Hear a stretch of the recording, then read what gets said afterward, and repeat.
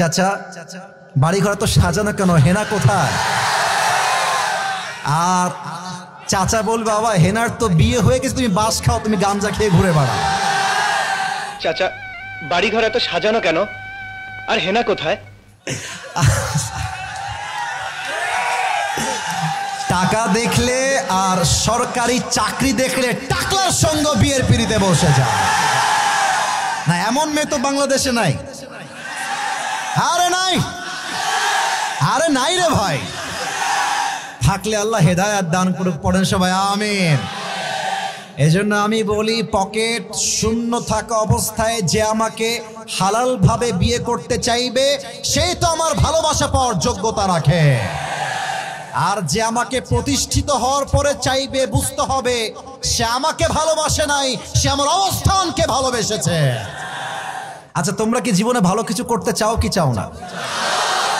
ভালো মেয়ে বিয়ে করতে চাও কি চাও না? আব্বা আম্মার মুখকে তোমরা উজ্জ্বল করতে চাও কি চাও না?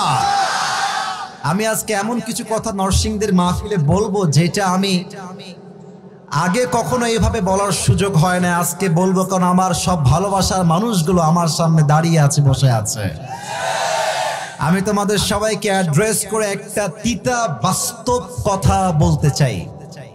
যদি মায়ের কাছে সেরা সন্তান হতে চাও, যদি বাবার কাছে সেরা সন্তান হতে চাও, যদি তুমি তোমার স্ত্রীর কাছে সেরা স্বামী হতে চাও, যদি তুমি তোমার সন্তানের কাছে সবচেয়ে প্রিয় বাবা হতে চাও, তুমি যদি বোনের কাছে সবচেয়ে প্রিয় ভাই হতে চাও, টাকা কামাই করা ছাড়া কোনো গতি নাই যুবক ভাইরা। বলো বলো বলো, সত্য কথা কি জানেন?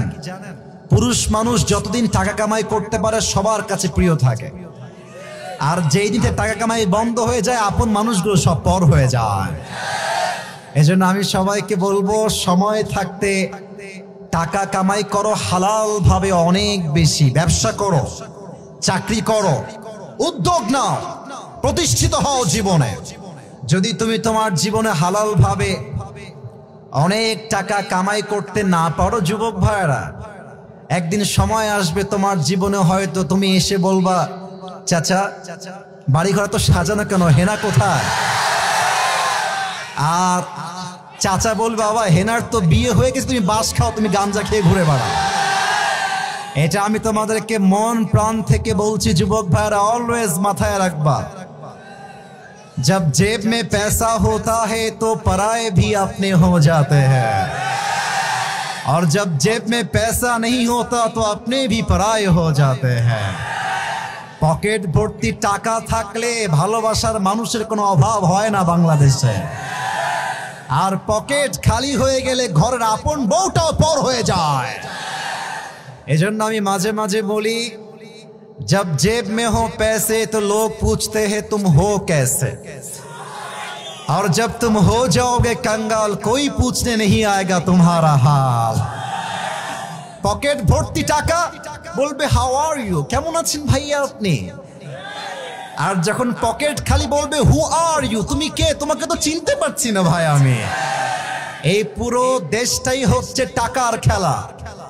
এই টাকার জন্য হাজার হাজার যুবক তার পছন্দের মেয়েকে বাংলাদেশে বিয়ে করতে পারে না, এবং এই টাকার জন্য আমি মেয়েদেরকে অসম্মান করে কথা বলছি না, সব মেয়েকে আমি আসিফ এক পাল্লায় মাপি না। অনেক মেয়ে টাকা দেখলে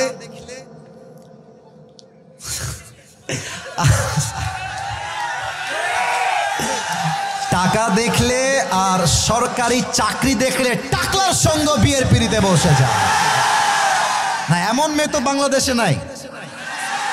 আরে নাই, আরে নাই রে ভাই। থাকলে আল্লাহ হেদায়েত দান করুক, পড়েন সবাই আমিন। এজন্য আমি বলি পকেট শূন্য থাকা অবস্থায় যে আমাকে হালাল ভাবে বিয়ে করতে চাইবে সেই তো আমার ভালোবাসা পাওয়ার যোগ্যতা রাখে, আর যে আমাকে প্রতিষ্ঠিত হওয়ার পরে চাইবে, বুঝতে হবে সে আমাকে ভালোবাসে নাই, সে আমার অবস্থানকে ভালোবেসেছে। আল্লাহ যুবক ভাইদেরকে হালাল ভাবে বেশি বেশি ইনকাম করার তৌফিক দান করুক, পড়েন সবাই আমিন। 2 নাম্বার কথা বলতে হলে একটা প্রশ্নের উত্তর দেওয়া লাগবে। আপনাদের বউ আছে? কার কার একটু হাত তুলেন তো। বউ আছে? বউ আছে? আচ্ছা, হাত নামান, হাত নামান। আপনাদের বউ নাই কার কার, তারা একটু হাত তোলেন। স্যার কোথায়? কি অবস্থা এটা? কারো বউ নাই? আমি বিশ্বাস করি না। মিথ্যা না সত্যি? সত্যি সত্যি সত্যি। আচ্ছা, হাত নামাও, হাত নামাও, হাত নামাও। আল্লাহ, আমার কলিজার টুকরা যুবক ভাই সবাইকে তুমি দিনদার নেককার বউ দিয়ে দাও। পড়েন সবাই আমিন। যারা আমিন কয় নাই তারা কেউ বউ পাবে না। আরে জোরে সোরে কোন সবাই মিলে আমিন। শেষ message for all the youngsters, for all the young people. চরিত্র রক্ষা করতে চাইলে কম্বল দিয়ে, ল্যাপ দিয়ে চরিত্র রক্ষা করা যাবে না, বউ দিয়ে চরিত্র রক্ষা করতে হবে।